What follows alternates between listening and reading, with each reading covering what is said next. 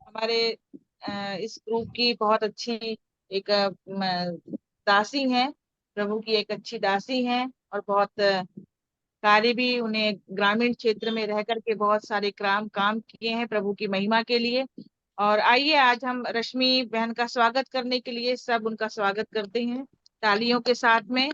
और हम आशीष देते हैं कि जो कुछ भी आज उनके मुंह से परमेश्वर हमसे क्या बात करना चाहता है, वो परमेश्वर उनके आत्मा को और उनको हम प्रभु के हाथ में सौंपते हैं। और आज के वचन के लिए हम अपने बहन को आज आमंत्रित करते हैं। सभी को धन्यवाद और प्रभु यीशु मसीह का धन्यवाद कि उसने मुझे यह अवसर दिया कि मैं आप सबके सामने कुछ बोल पा रही हूँ। तो ये मेरी नहीं परंतु पिता परमेश्वर का अनुग्रह है, प्रभु यीशु मसीह का अनुग्रह है कि उसने मुझे अपने वचनों के भेदों को खोला है। और इसमें सबसे ज्यादा जो सहयोग परमेश्वर ने जो जिसके द्वारा मुझे दिलवाया, ये है दबोरा ग्रुप, जिसके माध्यम से हम, जैसे कि हम चर्च, तो मैं बहुत बचपन से चर्च को जा रही हूँ, है ना। चर्च अटेंड करते हैं बचपन से, मेरी दीदी जाया करती थी, उनको देख के मैं भी जाने लगी थी और चर्च में। परंतु जो वचनों का भेद है वहां भेद को बताया जाता है डायरेक्ट। परंतु जब मैं दबोरा ग्रुप में हम लोग ने जब ये विशेष करके जब कोरोना काल आया, उस समय में जब हमने ये जूम में स्टडी शुरू करी, बाइबल स्टडी, उस समय से परमेश्वर इन भेदों को हमें सीखने में कि हम कैसे इन भेदों को समझें। पवित्र आत्मा ने और आंटी ने इसमें विशेष योगदान दिया।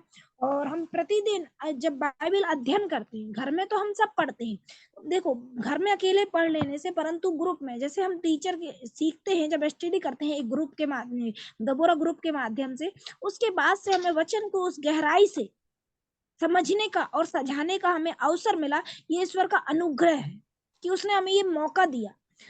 इसके पहले हम वचन को सुनते थे, समझते थे, परंतु हम किसी को समझाने के योग्य नहीं थे। परंतु मैं परमेश्वर का बहुत बहुत धन्यवाद देती हूँ कि उसने हमें सीमा मैम जैसी साथी और दबोरा ग्रुप जैसी बाकी बहनों को भी दिया, जिसके माध्यम से हम निरंतरता में ये वचनों को अध्ययन करना सीखते जा रहे हैं। और उसी का ये आज अनुग्रह है कि जब हम वचनों को पढ़ते हैं और अध्ययन करते हैं, तो आज हम, परमेश्वर ने हमें इस योग बनाया कि हम औरों को इस वचन से जो हम सीख रहे हैं वो बताने की योग हम बन पाए। योग्यता हमारी नहीं है, परंतु ये परमेश्वर की योग्यता है, परमेश्वर का अनुग्रह है कि उसने हमें खड़ा किया है।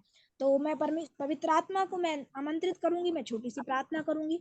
पवित्र आत्मा, मैं आपको सहायता मांगती हूँ। पिता परमेश्वर, आपकी सहायता, पिता पुत्र और पवित्र आत्मा की सहायता, कि आप मुझ में होकर बोलिए और बातचीत कीजिए। और आज हम सब, न केवल ये परंतु मैं भी पिता, हम इन वचनों से सीख के सुनने वाले नहीं परंतु उस पर चलने वाले भी हो सके पिता। और आप हमारे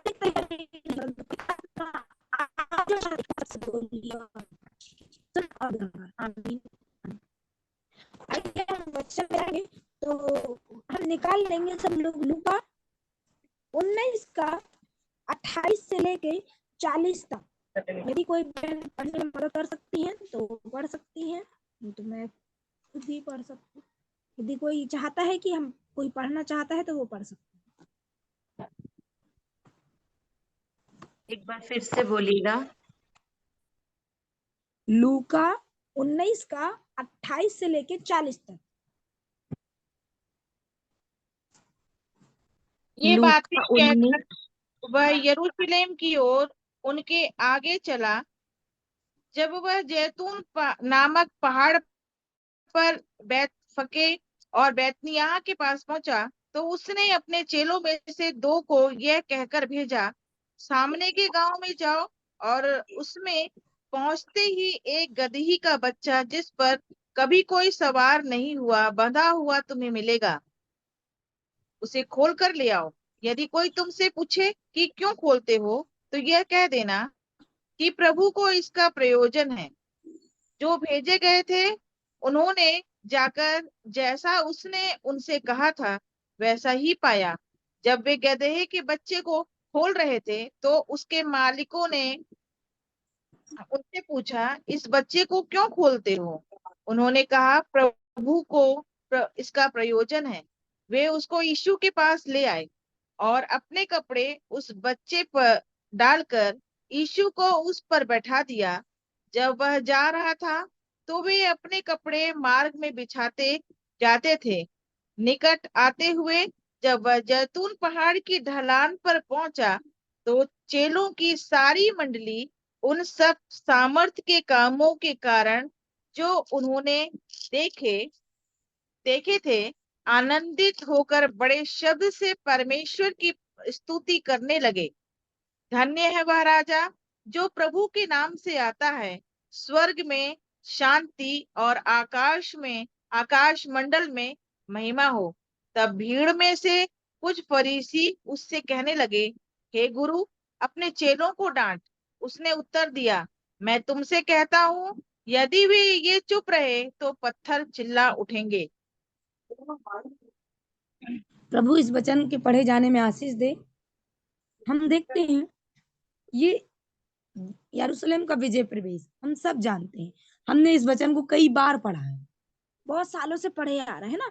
और जब भी कौन से मतलब कि ये त्योहार के रूप में भी मनाया जाता है तो चर्चों में ये पढ़ा जाता है और कई बार हम इस चीज को पढ़ते हैं। परंतु इस बार जब हम पढ़ रहे थे हमारे दबोरई ग्रुप में, जब हम रात्रि को इसको पढ़ रहे थे, तब एक शब्द इसमें जो आया तो 32 में लिखा वैसा ही पाया। तो ये शब्द मुझे बहुत गहराई से छुआ कि वैसा ही पाया। तो यदि इस पूरे अध्ययन को हम पढ़ते हैं तो देखिए यीशु मसीह अपने दो चेलों को क्या लेने भेज रहे हैं? गधा लेने भेज रहे हैं। परंतु वो गधा लेने जब भेज रहे हैं कि आज हम यदि मार्केट में अपने बच्चों को कुछ सामान लेने के लिए भेजें तो हम क्या बोलते हैं कि यदि चिकन लाना है तो बेटा चिकन ले आना, डायरेक्ट बोलते हैं। उसको मल्टीप्लाई करते हैं कि ऐसा जाना, यहाँ पे दुकान है, दुकान वाले से ऐसा बोलना वैसा बोल, ऐसा करते हैं क्या? नहीं करते ना, हम डायरेक्ट बोलते हैं कि बेटा ये ले आना। परंतु यहाँ पे जो मैं देखती हूँ तो यीशु मसीह एक एक चीज को बहुत बारीकी से, पहला सामने के गांव में जाना, वहां हो सकता और भी गांव होंगे आजू बाजू, क्या बोला? सामने के गांव में, पहला डायरेक्शन सामने के गांव में। दूसरा कि एक गधी का बच्चा जिस पर कोई अभी सवार नहीं हुआ बंधा तुम्हें मिलेगा। पहला डायरेक्शन सामने के गांव, दूसरा डायरेक्शन कि जिसमें अभी कोई सवार नहीं हुआ, तीसरा डायरेक्शन बंधा हुआ मिलेगा।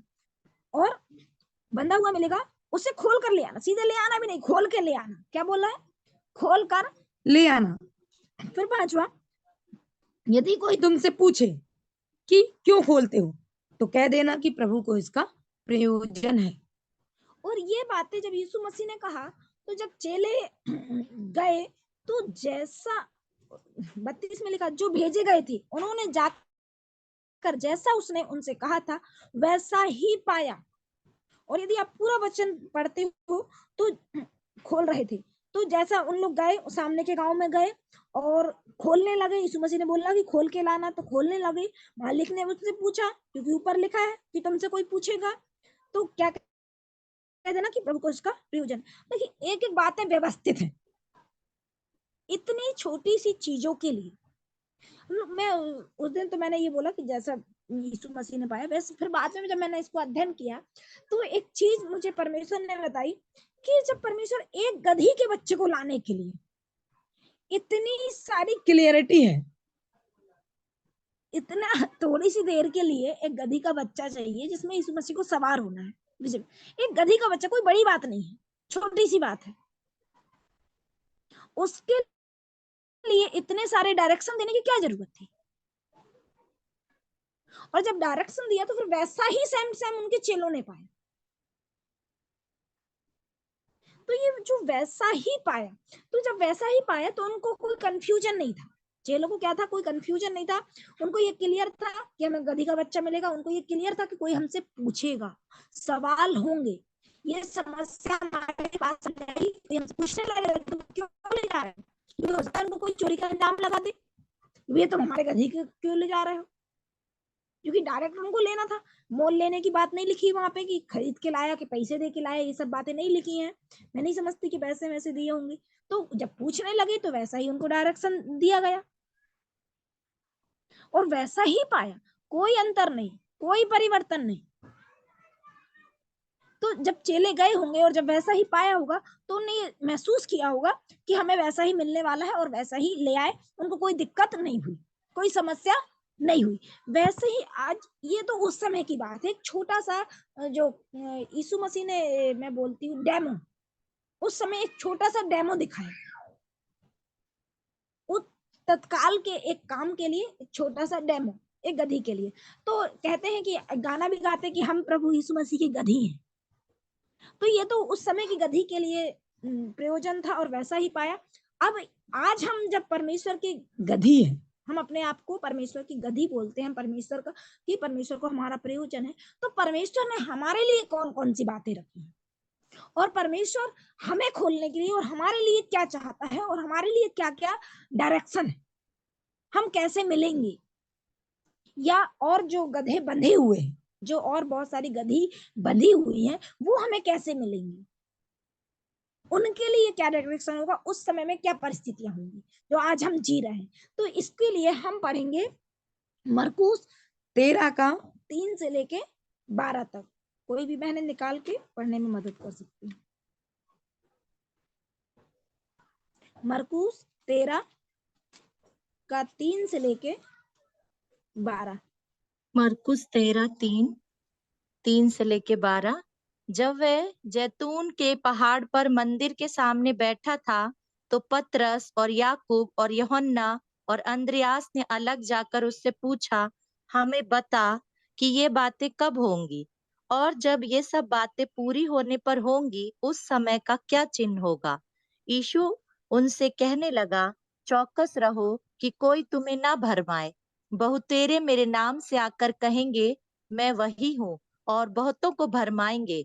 जब तुम लड़ाइयाँ और लड़ाइयों की चर्चा सुनो तो ना घबराना, क्योंकि इनका होना अवश्य है, परंतु उस समय अंत ना होगा, क्योंकि जाति पर जाति और राज्य पर राज्य चढ़ाई करेगा। हर कहीं भूकंप होंगे और अकाल पड़ेंगे, यह तो पीड़ाओं का आरंभ भी होगा। परंतु तुम अपने विषय में चौकस रहो, क्योंकि लोग तुम्हें महासभाओं में सौंपेंगे और तुम पंचायतों में पीटे जाओगे और मेरे कारण हाकिमों और राजाओं के आगे खड़े किए जाओगे, ताकि उनके लिए गवाही हो। पर अवश्य है कि पहले सुसमाचार सब जातियों में प्रचार किया जाए।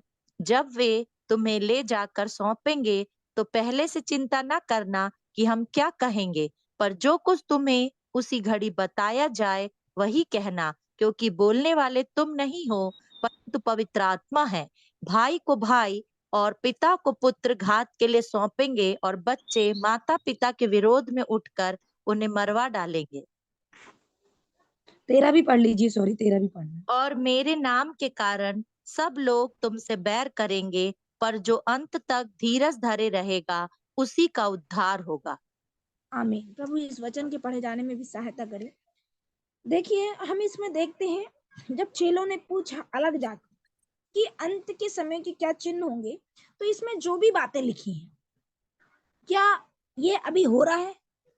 देखते हैं हम, ये सब चीजें हो रही हैं। तो इसमें जब मैं ये देखती हूँ, कहने लगा चौकस रहो कि कोई तुम्हें ना भरमाए। पहली बात कि भरमाए यानी कि कोई ना भरमाए, इसका मतलब क्या? यदि हम इसको क्लियरिटी देखें तो मतलब कि आप भरमाए जाओगे, आपको भरमाने की स्थिति है, इसलिए यीशु मसीह कह रहा है अपने भरमाए जाने में चौकसी करो।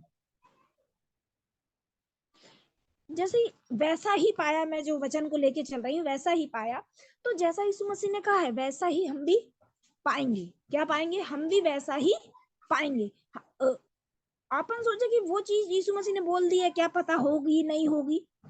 क्यों नहीं होगी? वैसा ही होगा, सेम होगा जो जो कह रहा है वचन उसमें से, क्योंकि वचन कहता है एक बिंदु या एक मात्रा भी बिना पूरे हुए ये पृथ्वी आकाश नहीं टलेगा।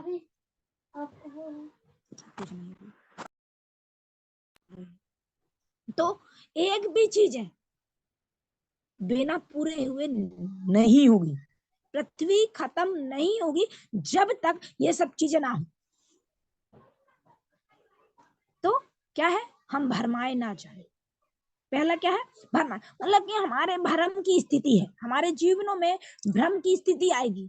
क्या आप इस चीज में चौकस है? क्या आपको किसी चीज में भ्रम लगता है? जैसे हम देखते हैं अच्छा हाँ, मैं एक चीज और बता दूं, जितनी भी मैं बातें बोल रही हूँ ये किसके साथ होने वाली है? मसीहों के साथ, विश्वासियों के साथ। पूरे दुख और क्लेश मसीहों के साथ होंगे। ये जो पूरी बातें हैं मसीहों के लिए, ये इसमें क्लियरिटी है। इसमें क्या क्या होने वाला है। कई बार हम इस बात की हम रोते हैं, गाना गाते हैं इस चीज का कि अरे हम तो इतनी दुआ प्रार्थना करते, इतना होते, जब भी हमारे साथ ही ऐसा क्यों होता है? क्योंकि आप दुआ करते इसलिए आपके साथ ऐसा होता है, क्योंकि शैतान आपको भरमाना चाहता है, आपको मसीह से दूर करना चाहता है कि आप दुआ प्रार्थना में लगे हो, आप बहुत अच्छी दुआ करते हो, आप बाइबल पढ़ते हो, आप परमेश्वर के अध्ययन में रहते हो, आप परमेश्वर के मार्ग में चलते हो। तो शैतान क्या चाहता है? आपको भरमाना चाहता है। क्या चाहता है? आपको भरमाना चाहता है कि आप भरमाए ना जाओ। वो चाहता है कि आप भरमाए ना जाओ, आप इन सब चीजों से अलग रहो। आपके भरमाने की स्थिति है तो हमें अपने जीवन का आकलन करना है कि कहीं हम भरमाए तो नहीं जा रहे, कहीं हमारी वाणी, हमारे शब्द ये तो नहीं बोल रहे अरे हम प्रभु को इतना कर रहे हैं तो भी हमारे साथ ही ऐसा क्यों हो रहा है।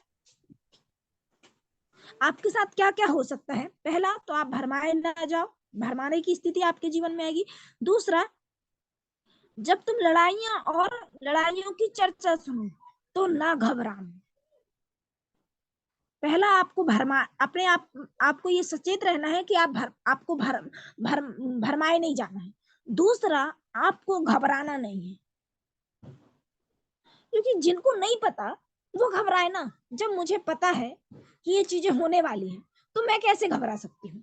जब वो चेला जिसको गधी का बच्चा लेने भेजा गया था, उनको ये बता दिया गया था कि जब तुम खोलोगे तो कोई तुमसे सवाल करेगा, मतलब ये परिस्थिति तुम्हारे सामने आएगी। वैसी स्थिति आई तो उन लोग घबराए नहीं, उन्होंने जवाब दे दिया तुरंत तत्काल कि यीशु को इसका प्रयोजन है। तो यहाँ पे भी जब लड़ाइयां होंगी, झगड़े होंगे तो हमें घबराना नहीं है। हम तो जानते ही ये तो होना ही है क्योंकि अंत आने वाला है। हमारे पास क्या जवाब है? हमें पता है, हमें पता है कि लड़ाइयां होंगी, तो घबराने की क्या बात है? भी हमें तो पता ही है ना पहले से।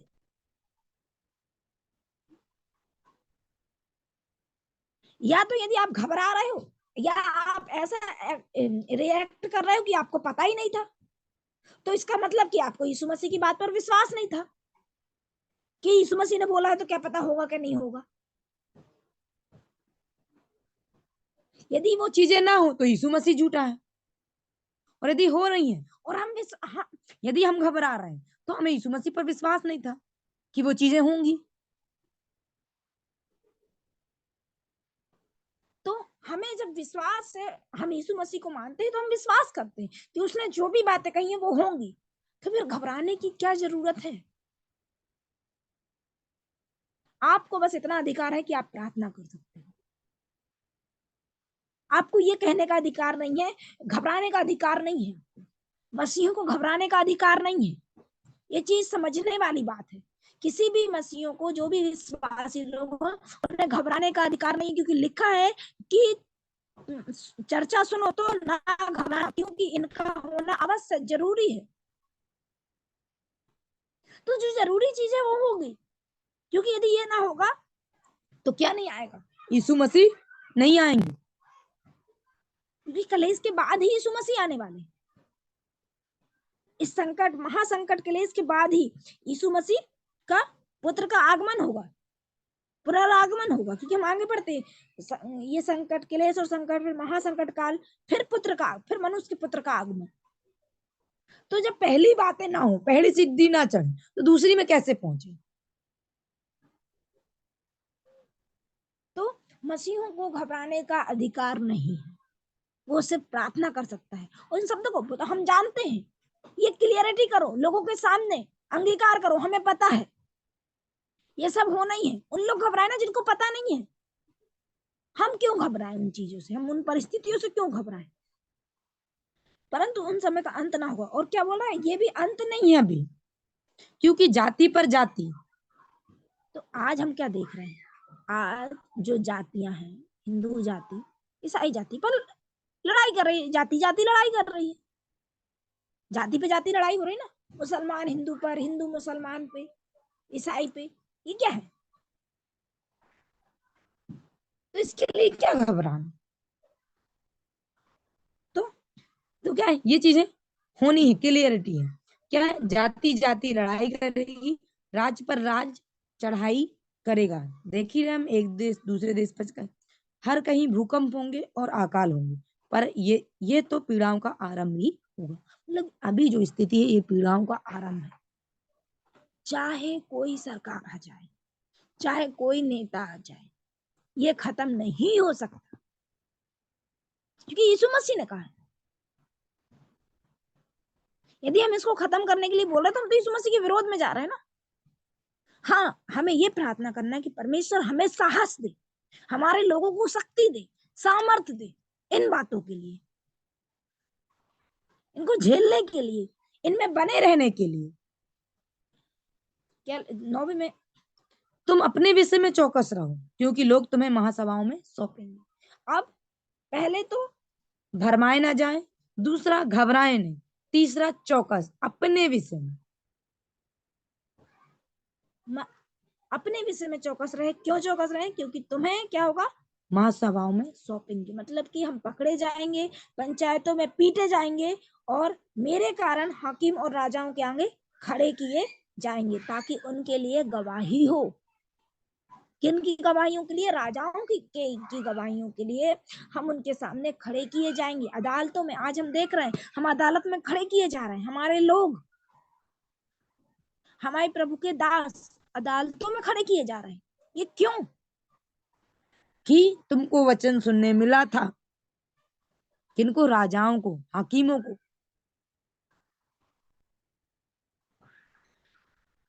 तो उनकी गवाहियों के लिए इनका वहां जाना, उपस्थित होना जरूरी है। क्योंकि हम देखते हैं, जब ये बात जो यीशु मसीह ने यहाँ पे कही, जब यीशु मसीह चले गए, जब चेले काम कर रहे थे प्रेरितों के काम में, तो पतरस और याकूब, इन लोग सब पकड़ाए तो गए थे ना, कितने ही बार जेल खानों में बंद किए गए, मारे गए, पीटे गए, और दरोगा जैसा परिवार का परिवार प्रभु यीशु मसीह में आया। तत्काल उन्होंने कैसे प्रभु के वचन को सुना और बपतिस्मा लिया। तो क्या हम नहीं चाहते कि हमारे भी देश के दरोगा, ऐसे ही उनकी फैमिली बचाई जाए? हम क्या प्रार्थना करते हैं, हमें क्या करना चाहिए? कि प्रभु जब आपके दास जेल खानों में है, वहां के दरोगा के जीवन बदल जाए, उनके दरोगा के जीवनों में उद्धार आ जाए, उनके घरानों में उद्धार आ जाए। हम क्या प्रार्थना करते हैं? हमारी प्रार्थनाएं कहाँ जा रही हैं? हम मेन उद्देश्य को, लक्ष्य को क्यों भूल रहे हैं?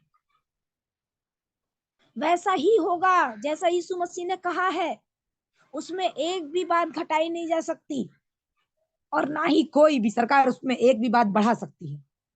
ना कोई घटा सकता है, ना कोई उसमें बढ़ा सकता है। कोई भी व्यक्ति इस बात को घटा और बढ़ा नहीं सकता। तो हमें क्या करना है? हमारा काम क्या है? हमारी ड्यूटी क्या है? जब प्रभु के दास पकड़वाए जाए तो उस समय प्रार्थना में लवलीन हो जाओ कि प्रभु वो दरोगा जिस वो जेल खाने में गए वो उद्धार पाए, उनके घराना उद्धार पाए। और हमने देखा कि जब पतरस और पौलुस पकड़ाए गए, दरोगा ने उद्धार पाया, और कैसे उनको बाइज्जत बलि की छुड़ाए गए, वो इज्जत छोड़े गए।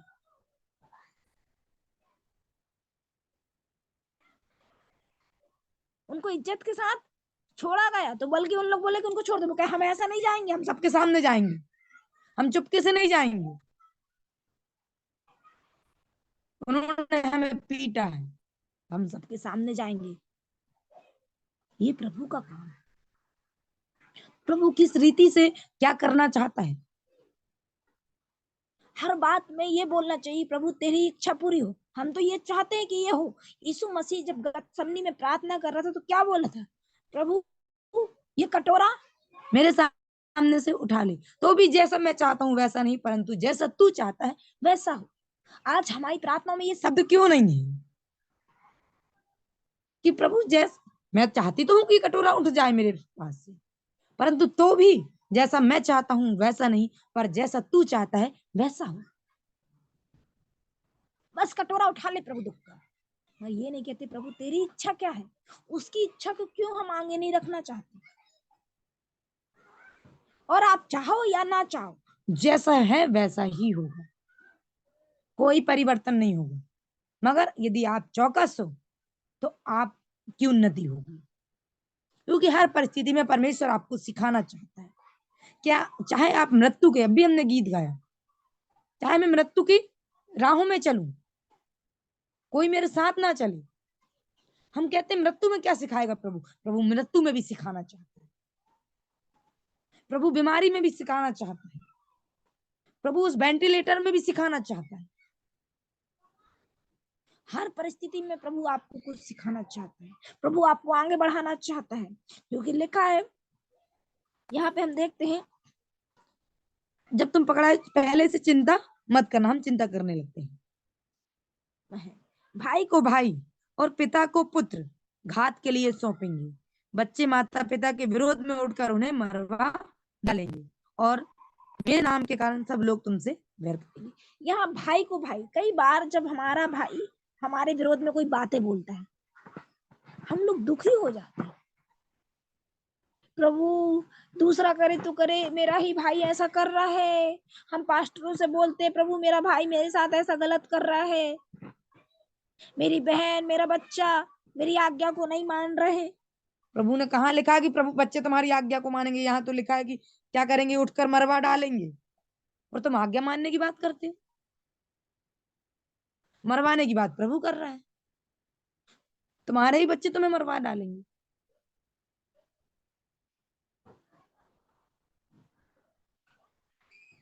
क्यों रोना इस बात के लिए? परमेश्वर की बात है तो वो पूरी होगी कि तुम्हारी बात पूरी होगी, कि तुम्हारी इच्छा पूरी होगी कि परमेश्वर की इच्छा पूरी होगी। तो जैसा परमेश्वर ने कहा वैसा ही होगा। वो आपके विरोध में उठेंगे, आपके भाई आपके माता पिता, है ना, है ना। तो हम किस बात की उपेक्षा करते हैं? परमेश्वर जो उसने बोला उसकी नहीं, अपनी ही इच्छा पूरी करते हैं।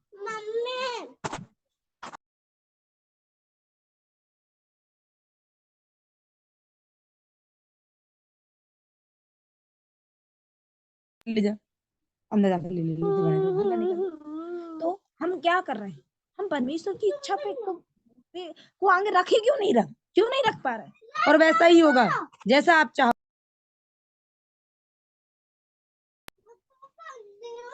हम परमेश्वर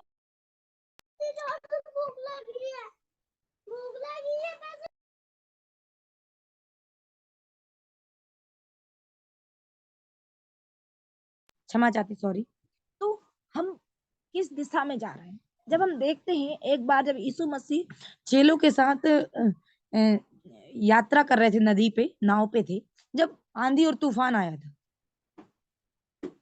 एक तरफ वचन कहता है कि परमेश्वर कभी सोता नहीं। क्या कहता है परमेश्वर? कि परमेश्वर का वचन कहता है कि परमेश्वर कभी सोता नहीं। यहाँ पे नाव में क्या लिखा? यीशु मसीह सो रहे थे। क्या हकीकत में यीशु मसीह सो रहे थे क्या? मैं कहती नहीं सो रहे थे। वो चेलों को चेक कर रहे थे। क्या यीशु मसीह को पता नहीं था कि तूफान आने वाला है? मार दूंगी यार, आपने बहुत कुछ बाद में तो क्या यीशु मसीह नहीं जान रहे थे कि तूफान आने वाला है? वो तो सब जानते हैं। नदी ये थोड़ी देर बाद जा सकते थे या पहले निकल सकते थे, मगर उसी तूफान के समय में नाव को बीचों बीच, कहाँ पे? बीचों बीच थी नाव। ऐसे कुछ लिखा कि बीचों बीच थी, तभी तूफान आया।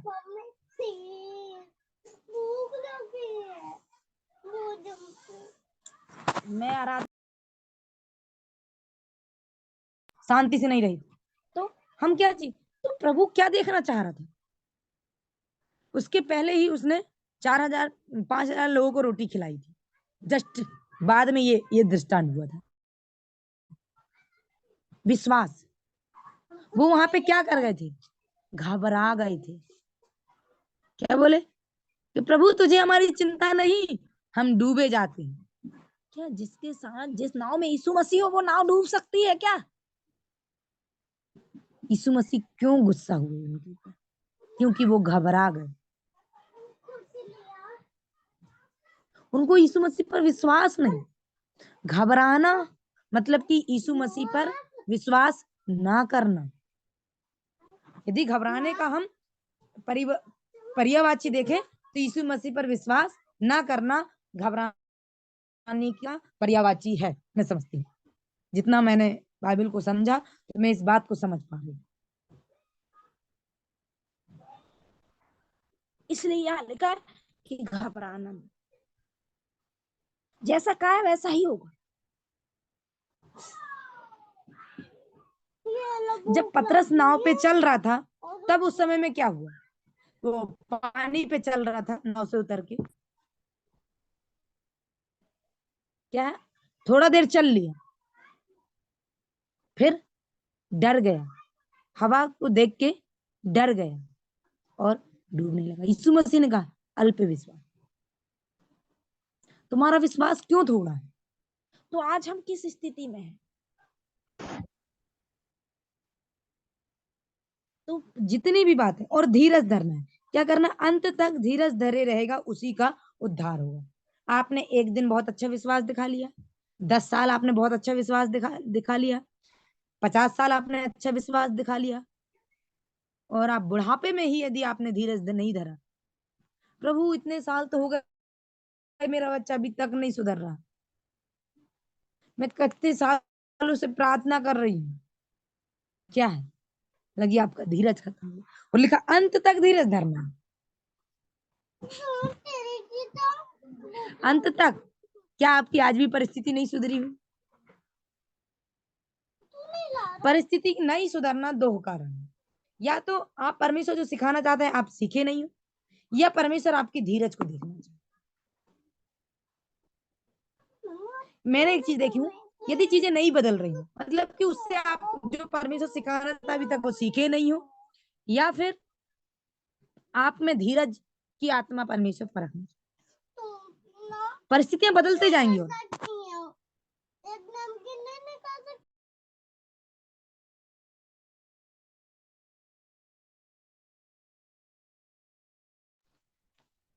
तो हम देखते हैं कि परमेश्वर हमें क्या क्या सिखाना मांगते हैं। तो जैसा यीशु मसीह ने, मेरा जो मेन मोटिव था कि जैसा यीशु मसीह ने कहा है वैसा ही होगा, उसमें कोई परिवर्तन नहीं होगा। एक बात भी यहाँ की वहां नहीं घटेगी, परंतु 5 चीजें आपको रखनी पड़ेगी। पहला जो चौकस, सॉरी भरमाना नहीं, दूसरा चौकस रहना अपने विषय में, तीसरा घबराना नहीं है ना, और अपने विषय में चौकस, चिंता नहीं करना। क्या नहीं करना है? चिंता ना करना। क्योंकि यहाँ लिखा जब तुम पकड़वाए जाओ 11वें में, पहले से चिंता ना करना। तो आपको चिंता करने का भी अधिकार नहीं। मसीहों को काय का अधिकार नहीं? चिंता करने का अधिकार नहीं है। चेलों को चिंता ही होने लगी थी कि हम डूबे जाते हैं, तभी तो यीशु मसीह ने डांटा था। आंधी को तो डांटा ही डांटा, उनको भी।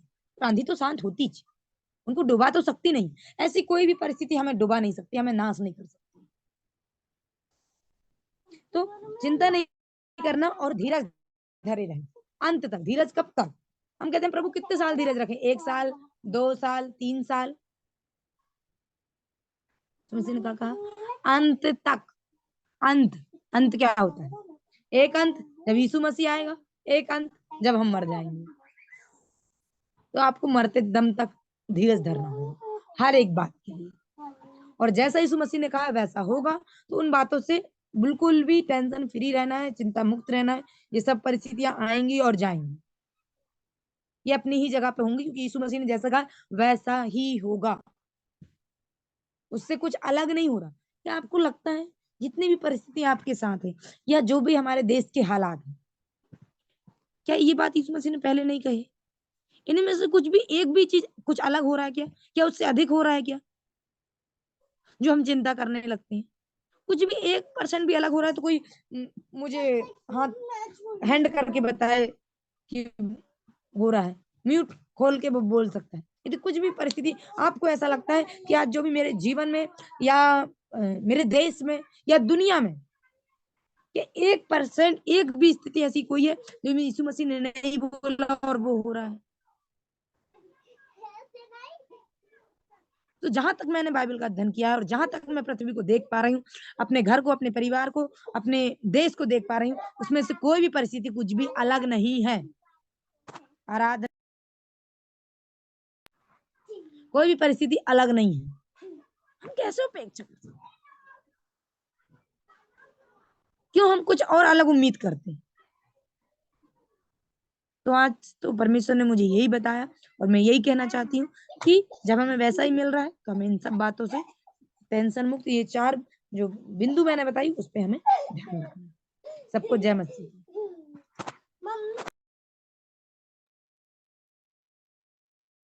जय मसीह की। परमेश्वर का बहुत बहुत धन्यवाद इस सुंदर वचन के लिए। सचमुच हमको अपने जीवन के लास्ट सफर तक हमको धीरजवंत रहना है और परमेश्वर के उन महान सामर्थी कार्यों को अपने जीवन में देखना है। अपने हम आसपास जो कुछ भी देखते हैं सचमुच में वो सब परमेश्वर की योजना में है। जो जैसा लिखा है वैसा ही सब कुछ हम अपने आसपास देख रहे हैं। इस समय जो घटित हो रहा है वो सब देख रहे हैं, परंतु परमेश्वर यही चाहता है कि हम धीरज के साथ में और सामर्थ के साथ में, प्रार्थना के साथ में और एक आपस में मेल मिलाप के साथ में, प्रेम के साथ में और एक दूसरे को प्रार्थना में उठाते हुए अपने जीवन को व्यतीत करें। बहुत सुंदर वचन के लिए मैं रश्मि बहन को बहुत बहुत धन्यवाद देती हूँ और मैं यही कहती हूँ कि परमेश्वर और भी ज्यादा अपनी सामर्थ्य से भरे, अपने वरदानों से भरे और भी और बहुत आयत से उन्हें और उनके परिवार को, उनके बच्चों को आशीष दे। और ये अभी काफी समय है। मैं सोचती हूँ कि अगर किसी के पास में कोई गवाही है और कुछ कहना चाहते हैं तो वो म्यूट करके बोल सकते